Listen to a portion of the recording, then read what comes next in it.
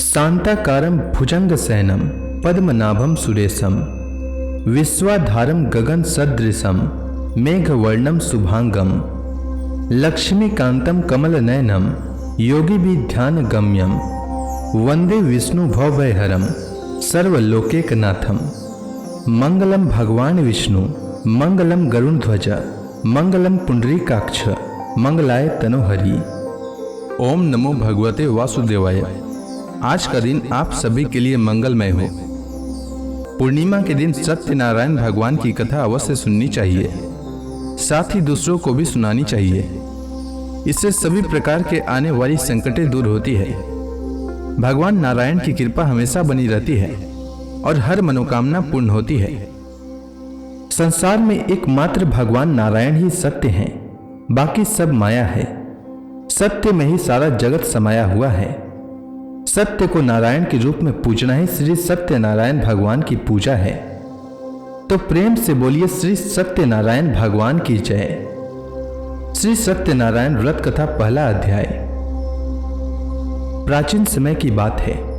नैमिषारण्य तीर्थ में शौनक आदि 88,000 ऋषियों ने श्री सूत जी से पूछा, हे प्रभु, इस कलयुग में वेद विद्या रहित मनुष्यों को प्रभु भक्ति किस प्रकार मिलेगी तथा उनका उद्धार कैसे होगा।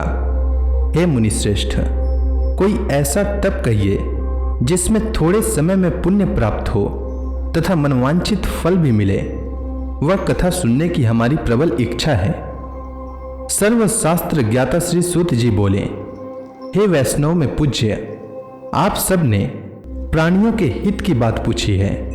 अब मैं उस श्रेष्ठ व्रत को आप लोगों से कहूंगा जिस व्रत को नारद जी ने श्री लक्ष्मी नारायण भगवान से पूछा था और श्री लक्ष्मीपति ने मुनि श्रेष्ठ नारद जी से कहा था। यह कथा ध्यान से सुनिए। एक समय की बात है। योगी राज नारद जी दूसरों के हित की इच्छा से अनेक लोकों में घूमते हुए मृत्यु लोक में आ पहुंचे। वहां बहुत से योनियों में जन्मे हुए मनुष्यों को अपने कर्मों के द्वारा अनेक दुखों से पीड़ित देखकर किस यत्न को करने से निश्चय ही इनके दुखों का अंत हो सकेगा, ऐसा मन में सोचकर इंद्रलोक को गए। वहां श्वेत वर्ण और 4 भुजाओं वाले देवों के इस नारायण को देखकर स्तुति करने लगे। हे भगवान, आप अत्यंत शक्ति से संपन्न हैं। मन तथा वाणी भी आपको नहीं पा सकती।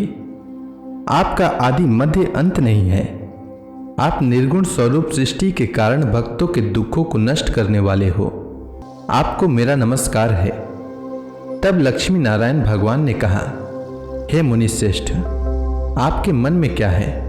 आपका किस काम के लिए आगमन हुआ है? निसंकोच कहिए। तब नारद मुनि बोले, मृत्यु लोक में सब मनुष्य जो अनेक योनियों में पैदा हुए हैं, अपने अपने कर्मों के द्वारा अनेक दुखों से दुखी हो रहे हैं। हे नाथ, मुझ पर दया रखते हैं तो बताइए कि उन मनुष्यों के सब दुख थोड़े से प्रयत्न से कैसे दूर हो सकते हैं। श्री भगवान जी बोले, हे नारद, मनुष्यों की भलाई के लिए तुमने बहुत ही अच्छी बात पूछी है। जिस काम के करने से मनुष्य मोह से हट जाता है वह मैं कहता हूं, सुनो। बहुत पुण्य देने वाला, स्वर्ग तथा मृत्यु लोक दोनों में दुर्लभ यह उत्तम व्रत अच्छी तरह विधान पूर्वक संपन्न करके मनुष्य मोह से छूट जाता है। आज मैं यह उत्तम व्रत प्रेमवश होकर तुमसे कहता हूं।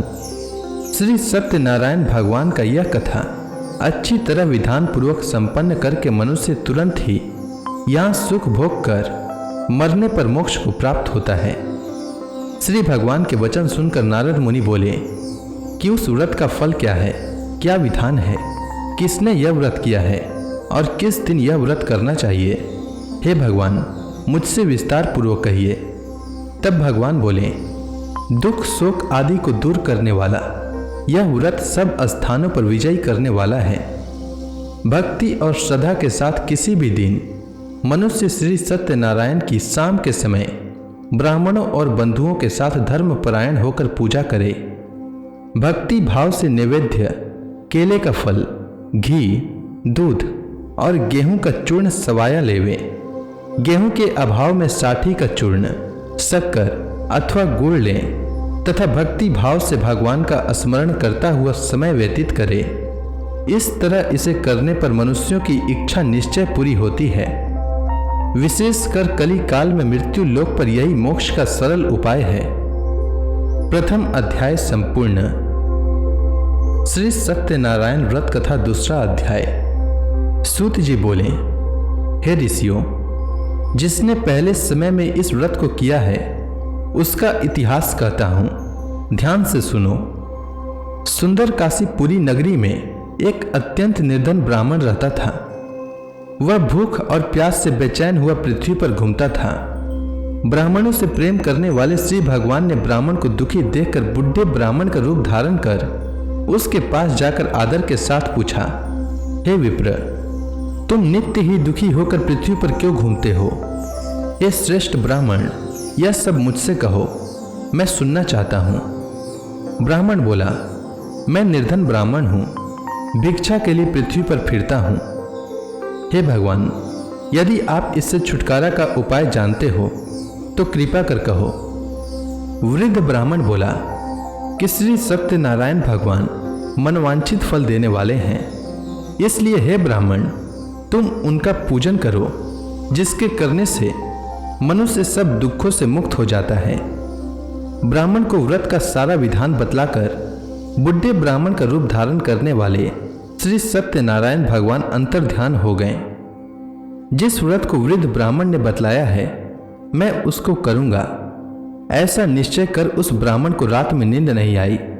वह सवेरे उठकर श्री सत्यनारायण भगवान के व्रत का निश्चय कर भिक्षा के लिए चल दिया। उस दिन उसको भिक्षा में बहुत धन मिला, जिससे बंधु बांधवों के साथ उसने श्री सत्यनारायण भगवान का व्रत किया। इसके करने से विप्र सब दुखों से छुटकर अनेक प्रकार के संपत्तियों से युक्त हुआ। उस समय से वह विप्र हर माह व्रत करने लगा। इस तरह सत्यनारायण भगवान के व्रत को जो करेगा वह सब पापों से छूट जाता है। क्या कहूं? ऋषि बोले, हे मुनीश्वर, संसार में इस विप्र से सुनकर किस किस ने इस व्रत को किया हम सब सुनना चाहते हैं। इसके लिए हमारे मन में श्रद्धा है। सूत जी बोले, हे मुनियों, जिस जिसने इस व्रत को किया वह सब सुनो। एक समय एक वृद्ध ब्राह्मण धन और ऐश्वर्य के अनुसार बंधु बांधवों के साथ व्रत करने को तैयार हुआ। उसी समय एक लकड़ी बेचने वाला बुढ़ा आदमी आया और बाहर लकड़ियों को रखकर विप्र के मकान में गया। प्यास से दुखी होकर लकड़हारा उनको व्रत करते देखकर विप्र को नमस्कार कर कहने लगा कि आप यह किसका पूजन कर रहे हैं और इस व्रत को करने से क्या फल मिलता है, कृपा करके मुझसे कहिए।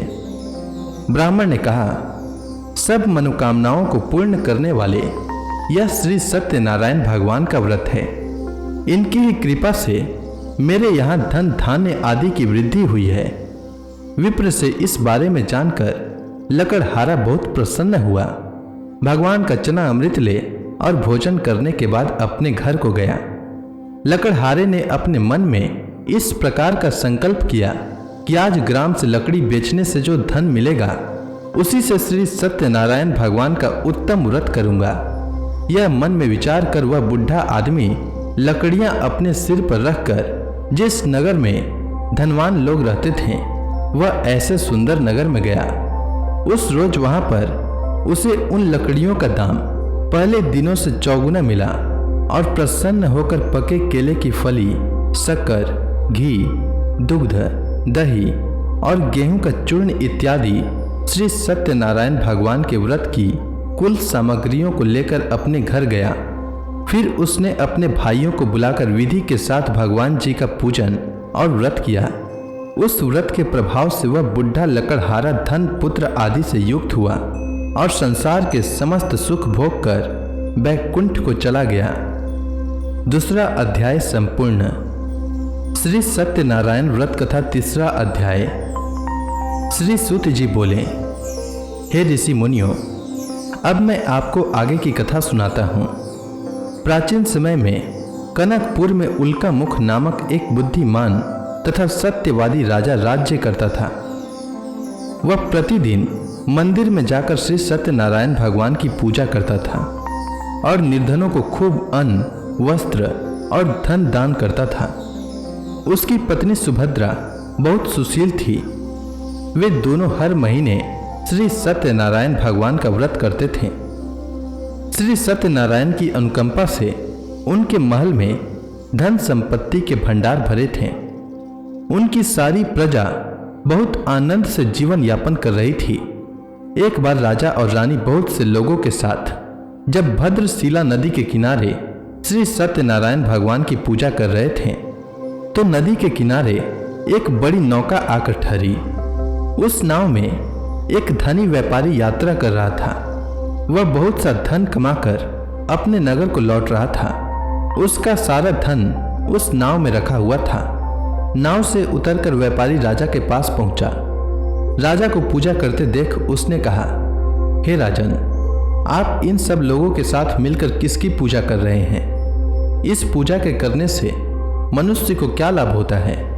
राजा ने व्यापारी से कहा, हम हर पूर्णिमा को सत्यनारायण भगवान का व्रत करते हैं और फिर पूजा अर्चना के बाद भगवान का प्रसाद लोगों को बांटकर स्वयं भी प्रसाद ग्रहण करते हैं। सत्यनारायण भगवान की पूजा से निसंतान को संतान प्राप्त होता है और दुखियों के दुख दूर होते हैं। राजा की बात सुनकर व्यापारी ने कहा, हे राजन, मैं श्री सत्यनारायण भगवान का व्रत करना चाहता हूँ। कृपया मुझे इस व्रत को करने की विधि बताएं।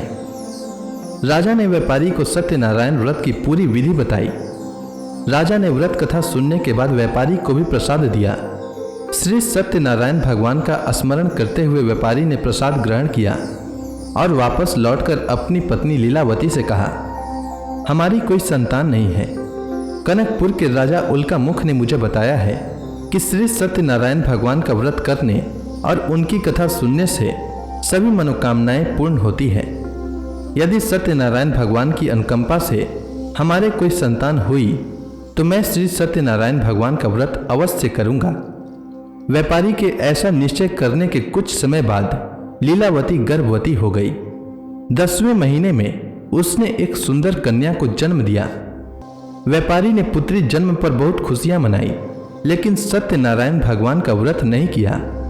जब उसकी पत्नी लीलावती ने अपने पति से श्री सत्यनारायण भगवान का व्रत करने के लिए कहा तो वह बोला, अभी क्या जल्दी है, मैं इधर व्यापार में बहुत व्यस्त हूँ, मुझे अभी फुर्सत नहीं है।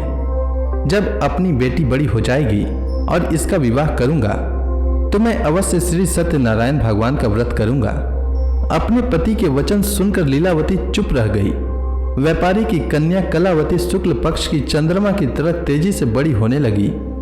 पलक झपकते ही 16 वर्ष बीत गए। एक दिन व्यापार में बहुत सा धन कमाकर घर लौटे व्यापारी ने अपनी बेटी को सहेलियों के साथ उपवन में देखा तो उसे उसके विवाह की चिंता होने लगी। व्यापारी ने कलावती के लिए सुयोग्य वर ढूंढने के लिए अपने सेवकों को दूर दूर के नगरों में भेजा। व्यापारी के सेवक कंचनपुर नगर में पहुंचे। उस नगर में उन्होंने एक वणिक पुत्र को देखा। वणिक का बेटा अत्यंत सुंदर और गुणवान था।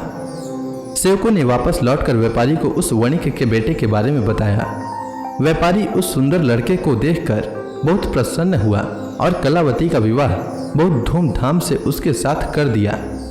दहेज में उस वणिक पुत्र को बहुत सा धन दिया। कलावती का विवाह भी हो गया, लेकिन व्यापारी ने श्री सत्यनारायण भगवान का व्रत नहीं किया। लीलावती ने अपने पति से कहा, हे नाथ, आपने कलावती के विवाह पर श्री सत्यनारायण भगवान का व्रत करने का निश्चय किया था, अब तो आपको व्रत कर ही लेना चाहिए। पत्नी की बात सुनकर व्यापारी ने कहा, अभी तो मैं अपने दामाद के साथ व्यापार पर जा रहा हूँ। व्यापार से लौटने पर श्री सत्यनारायण भगवान का व्रत पूजा अवश्य करूंगा। यह कहकर व्यापारी ने कई नावों में सामान भरा और अपने दामाद तथा सेवकों के साथ व्यापार के लिए निकल पड़ा। उस व्यापारी द्वारा बार बार व्रत का निश्चय करने और फिर व्रत न करने से सत्यनारायण भगवान क्रोधित हो गए और व्यापारी को दंड देने का निश्चय किया। व्यापारी अपने दामाद के साथ रत्नसारपुर में पहुंचकर व्यापार करने लगा। एक दिन कुछ चोर महल से चोरी करके भाग रहे थे। सैनिक उनका पीछा कर रहे थे। भागते हुए चोरों ने सैनिकों से बचने के लिए चोरी का धन अवसर पाकर व्यापारी की नाव में छुपा दिया। खाली हाथ चोर आराम से भाग गए। चोरों का पीछा करते हुए सैनिक व्यापारी के पास पहुंचे। उन्होंने व्यापारी की नाव की तलाशी ली तो उन्हें राजा का चोरी किया गया धन मिल गया। तब सैनिक व्यापारी और उसके दामाद को बंदी बनाकर राजा के पास ले गए। राजा ने उन दोनों को बंदी गृह में डाल दिया और उनका सारा धन ले लिया। श्री सत्यनारायण भगवान के प्रकोप से उधर लीलावती पर भी मुसीबतों का पहाड़ टूट पड़ा। उसके घर में चोरी हो गई और चोर सारा धन चुरा कर ले गए। घर में खाने के लिए अन्न भी नहीं बचा था। भूख प्यास से व्याकुल होकर व्यापारी की बेटी कलावती एक ब्राह्मण के घर गई। उस ब्राह्मण के घर में श्री सत्यनारायण भगवान की व्रत कथा हो रही थी। उसने भी वहां बैठकर व्रत कथा का श्रवण किया और प्रसाद लिया। घर लौटकर कलावती ने अपनी मां लीलावती को सारी बात बताई। कलावती से श्री सत्यनारायण भगवान की व्रत कथा की बात सुनकर लीलावती ने भी व्रत करने का निश्चय किया। अगले दिन लीलावती ने अपने परिवार और आसपास के लोगों के साथ श्री सत्यनारायण भगवान की पूजा की। पूजा के बाद सबको प्रसाद बांटकर स्वयं भी प्रसाद ग्रहण किया। लीलावती ने अपने पति और दामाद के घर लौट आने की मनोकामना से श्री सत्यनारायण भगवान का व्रत किया था। लीलावती के विधि पूर्वक व्रत करने और प्रसाद ग्रहण करने से श्री सत्यनारायण भगवान ने प्रसन्न होकर उसकी मनोकामना पूरी की। उन्होंने राजा चंद्रकेतु को स्वप्न में दर्शन देकर कहा, हे राजन, व्यापारी और उसका दामाद बिल्कुल निर्दोष है। सुबह उठते ही दोनों को मुक्त कर दो। उन दोनों का सारा धन भी वापस लौटा दो। यदि तुमने ऐसा नहीं किया तो मैं तुम्हारा सारा वैभव नष्ट कर दूंगा। इतना कहकर श्री सत्यनारायण भगवान अंतर ध्यान हो गए। प्रातः होते ही राजा चंद्रकेतु ने अपने मंत्रियों और राज ज्योतिषियों को रात के स्वप्न की बात बताई तो सबने व्यापारी और उसके दामाद को छोड़ देने के लिए कहा। राजा चंद्रकेतु ने तुरंत उस व्यापारी और उसके दामाद को छोड़ दिया। उनका सारा धन भी वापस कर दिया। इस प्रकार श्री सत्यनारायण भगवान की अनुकंपा से व्यापारी और उसका दामाद दोनों खुशी खुशी अपने नगर की ओर चल दिए। तृतीय अध्याय समाप्त। श्री सत्यनारायण व्रत कथा चतुर्थ अध्याय। श्री सूत जी बोले, उस व्यापारी ने अपने दामाद के साथ शुभ मुहूर्त में नाव द्वारा रत्नसारपुर से प्रस्थान किया। लंबी यात्रा करने के बाद व्यापारी ने एक नगर के किनारे नाव को रोककर भोजन किया और फिर दोनों विश्राम करने लगे। तभी श्री सत्यनारायण भगवान साधु के रूप में व्यापारी के पास पहुंचे और पूछा, हे वणिक, तेरी नाव में क्या सामान लदा हुआ है? व्यापारी ने मन ही मन सोचा, दंडी साधु अवश्य ही कुछ मांगने की इच्छा से सामान के बारे में पूछ रहा है। यह सोचकर व्यापारी ने झूठ बोला, हे दंडी स्वामी, मेरी नाव में तो बेल और पत्ते भरे हुए हैं। व्यापारी के झूठे वचन सुनकर सत्यनारायण भगवान ने क्रोधित होते हुए कहा, हे वैश्य, जो तुमने कहा है वही सत्य होगा। इतना कहकर सत्यनारायण भगवान कुछ दूर जाकर अंतर ध्यान हो गए। उधर व्यापारी दंडी साधु को वहां से खाली हाथ लौटाकर बहुत प्रसन्न हुआ। लेकिन जब व्यापारी ने अपनी नाव में बेल और पत्ते भरे हुए देखे तो वह जोर जोर से विलाप करने लगा और मन ही मन अपने झूठ बोलने पर प्रायश्चित करने लगा। रोते रोते व्यापारी मूर्छित हो गया। कुछ देर बाद जब उसकी मूर्छा नष्ट हुई तो वह फिर विलाप करने लगा। तब उसके दामाद ने कहा, आप इतना दुखी मत होइए, यह सब उस दंडी साधु के शाप के कारण हुआ है। अतः वह दंडी महाराज हमें इस विपत्ति से छुटकारा दिला सकते हैं। दामाद के वचन सुनकर व्यापारी दंडी साधु की तलाश में चल दिया। कुछ देर ढूंढने पर उसे एक वृक्ष के नीचे दंडी साधु के रूप में सत्यनारायण भगवान मिल गए। व्यापारी ने दंडी साधु के चरणों पर गिरकर झूठ बोलने की क्षमा मांगी। दंडी स्वरूप सत्यनारायण भगवान बोले, हे वणिक पुत्र, तेरे बार बार झूठ बोलने के कारण ही मैंने तुझे इतना दंड दिया है। तूने बार बार सत्यनारायण भगवान अर्थात मेरी पूजा करने के लिए कहा, लेकिन कभी पूजा की नहीं। व्यापारी ने तब हाथ जोड़कर कहा, हे भगवान, आप तो दिन दुखियों के कष्ट दूर करने वाले हैं, सबकी मनोकामनाएं पूरी करते हैं। मेरी इस गलती को भी क्षमा करिए। आपके रूप को तो ब्रह्मा जी भी नहीं जान पाते, फिर भला मैं अज्ञानी कैसे आपकी लीला को समझ पाता। अब मैं जीवन में कभी झूठ नहीं बोलूंगा, सदैव श्री सत्यनारायण भगवान का व्रत और पूजा किया करूंगा। आप मुझ पर अनुकंपा करें। व्यापारी की क्षमा याचना सुनकर दंडी साधु ने उसे क्षमा कर दिया। उसी समय व्यापारी की नाव में भरे हुए बेल और पत्ते धन धान्य में परिवर्तित हो गए। व्यापारी ने अपने सेवकों के साथ अगले दिन श्री सत्यनारायण भगवान का व्रत करके उनकी पूजा की। सबको प्रसाद वितरित करके स्वयं भी प्रसाद ग्रहण किया। उसके बाद व्यापारी ने अपने नगर की ओर प्रस्थान किया। अपने नगर में पहुंचकर व्यापारी ने एक सेवक को अपने घर भेजा। सेवक ने उसके घर पहुंचकर लीलावती को सूचित किया। उस समय लीलावती और कलावती दोनों श्री सत्यनारायण भगवान की पूजा कर रही थीं। पति और दामाद के लौट आने का समाचार सुनकर लीलावती ने पूजा पूरी करके प्रसाद ग्रहण करने के बाद कलावती से कहा, बेटी, मैं नदी के किनारे जा रही हूँ, तो घर का काम पूरा करके आ जाना। यह कहकर लीलावती नदी की ओर चल पड़ी, परंतु कलावती पति से मिलने की खुशी में प्रसाद ग्रहण किए बिना ही घर से निकलकर नदी के किनारे जा पहुंची। उसके प्रसाद ग्रहण न करने के कारण सत्यनारायण भगवान क्रोधित हो गए। उन्होंने व्यापारी की नाव को नदी में डुबो दिया। अपने पति को वहां न देखकर कलावती ने जोर जोर से रोना शुरू कर दिया। तब व्यापारी ने कहा, पुत्री, अवश्य ही तुझसे कोई भूल हुई है। उस भूल के कारण ही श्री सत्यनारायण भगवान ने तुझे यह दंड दिया है। तब व्यापारी ने सत्यनारायण भगवान से प्रार्थना की, हे भगवान, मेरे परिवार के किसी स्त्री पुरुष से कोई भूल हुई हो तो उसे अवश्य क्षमा कर देना।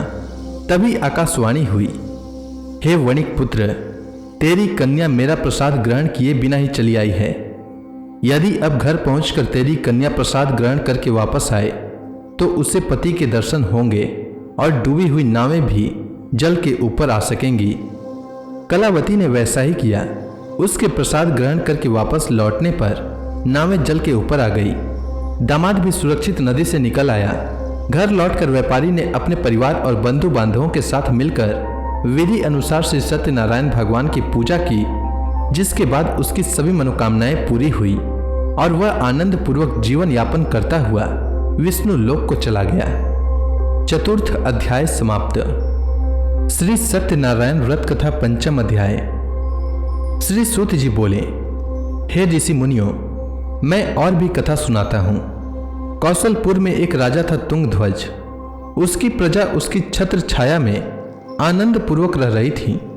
राजा तुंगध्वज अपनी प्रजा के सुख दुख का बड़ा ध्यान रखता था, लेकिन एक बार उसने भी सत्यनारायण भगवान का प्रसाद ग्रहण नहीं किया। तब सभी को चिंताओं से मुक्त करके धन संपत्ति से भंडार भरकर प्राणियों को जीवन के सभी सुख देने वाले श्री सत्यनारायण भगवान ने राजा को प्रसाद ग्रहण न करने का दंड दिया। एक दिन राजा तुंगध्वज जंगल में हिंसक पशुओं का शिकार करने निकला था। तेजी से घोड़ा दौड़कर शिकार का पीछा करते हुए वह अपने सैनिकों से अलग हो गया और देर तक हिंसक जानवरों का शिकार किया। अतः कुछ देर विश्राम करने की इच्छा से वह एक बड़े वृक्ष के नीचे जाकर बैठ गया। समीप ही कुछ चरवाहे श्री सत्यनारायण भगवान की पूजा कर रहे थे। राजा ने उनके पास से गुजरते हुए सत्यनारायण भगवान को नमस्कार नहीं किया। चरवाहों ने राजा को पूजा के बाद प्रसाद दिया तो राजा ने उन्हें छोटे लोग समझकर प्रसाद ग्रहण नहीं किया और घोड़े पर सवार हो अपने नगर की ओर चल दिया। राजा जब नगर में पहुंचा तो देखा कि उसका सारा वैभव तथा धन संपत्ति आदि सब कुछ नष्ट हो गया है। श्री सत्यनारायण भगवान के प्रकोप से राजा निर्धन हो गया। तब राज्य ज्योतिषी ने राजा से कहा, महाराज, आपसे अवश्य ही कोई भूल हुई है। अगर आप उस भूल का प्रायश्चित कर लें तो सब कुछ पहले जैसा हो जाएगा। राजा को तुरंत अपनी भूल का स्मरण हो आया। अतः मंदिर में जाकर राजा ने श्री सत्यनारायण भगवान से क्षमा मांगी और उनकी पूजा की। पूजा के बाद प्रसाद ग्रहण करने से श्री सत्यनारायण भगवान की अनुकंपा से चमत्कार हुआ। राजा का खोया वैभव पुनः लौट आया। श्री सत्यनारायण भगवान की अनुकंपा से जीवन के सभी सुखों का भोग करते हुए अंत में राजा तुंगध्वज वैकुंठ धाम को गया और मोक्ष को प्राप्त किया। श्री सत्यनारायण भगवान के व्रत पूजा को जो भी मनुष्य करता है उसके सभी दुख, चिंताएं नष्ट हो जाती है। उसके घर में धन धान्य के भंडार भरे रहते हैं। निसंतानों को संतान की प्राप्ति होती है और सभी मनोकामनाओं को प्राप्त कर मनुष्य अंत में मोक्ष को प्राप्त कर सीधे वैकुंठ धाम को जाता है। श्री सूत जी ने कुछ पल रुक कर कहा, हे श्रेष्ठ मुनियों, श्री सत्यनारायण भगवान के व्रत को पूर्व जन्म में जिन लोगों ने किया उन्हें दूसरे जन्म में भी सभी तरह के सुख प्राप्त हुए। वृद्ध सतानंद ब्राह्मण ने पूर्व जन्म में सत्यनारायण का विधिवत व्रत किया तो दूसरे जन्म में सुदामा के रूप में भगवान की पूजा करते हुए अंत में मोक्ष को प्राप्त कर वैकुंठ धाम को चला गया। उल्का मुख राजा अगले जन्म में राजा दशरथ के रूप में मोक्ष को प्राप्त करके वैकुंठ को गए। व्यापारी ने मोर ध्वज के रूप में जन्म लिया और अपने पुत्र को आरे से चिरकर भगवान की अनुकंपा से वैकुंठ को प्राप्त किया। राजा तुंग ध्वज अगले जन्म में मनु के रूप में जन्म लेकर भगवान का पूजा पाठ करते हुए लोकप्रिय होकर सत्कर्म करते हुए मोक्ष को प्राप्त कर वैकुंठ धाम को चले गए।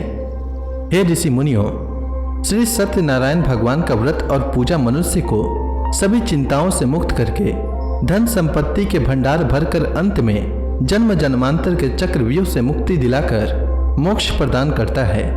तो इसी के साथ श्री सत्यनारायण भगवान की व्रत कथा पूर्ण होती है। तो प्रेम से बोलिए श्री सत्यनारायण भगवान की जय।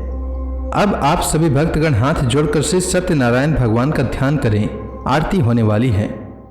जय लक्ष्मी रमणा स्वामी, जय लक्ष्मी रमणा, सत्यनारायण स्वामी, सत्यनारायण स्वामी, जनपातक हरणा, जय लक्ष्मी रमणा। रत्न जड़ित सिंहासन अद्भुत छवि राजय, नारद करत निराजन घंटा ध्वनि बाजय, जय लक्ष्मी रमणा।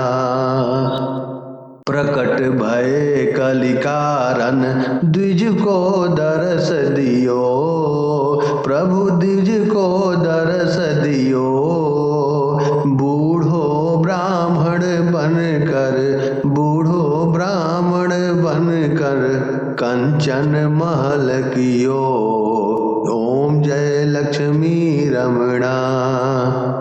दुर्बल भील कठारो जिन पर कृपा करी, प्रभु जिन पर कृपा करी, चंद्रचूड़ एक राजा, चंद्रचूड़ एक राजा, जिनकी विपत हरी, जय लक्ष्मी रमणा।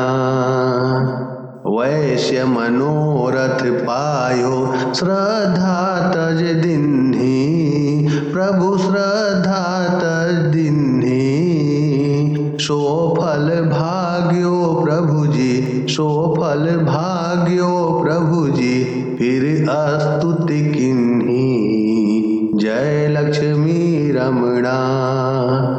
भाव भक्ति के कारण छिन छिन रूप धरयो, प्रभु छिन छिन रूप धरयो, श्रद्धा धारण किन्नी तिनको काज सरयो, जय लक्ष्मी रमणा। ग्वाल बाल संग राजा वन में भक्ति करी, प्रभु वन में भक्ति करी, मन वांछित फल दीना, मन वांछित फल दीना, दिन दयालु हरि, जय लक्ष्मी रमणा। चढ़त प्रसाद सवायो कदली फल मेवा, प्रभु कदली फल मेवा, धूप दीप तुलसी से राजी सत्य देवा, जय लक्ष्मी रमणा। सत्यनारायण जी की आरती जो कोई नर गावे, प्रभु आरती जो कोई नर गावे, रिद्धि सिद्धि सुख संपत्ति, रिद्धि सिद्धि पति जी भर के पावे। जय लक्ष्मी रमणा। प्रेम से बोलिए सत्यनारायण भगवान की जय।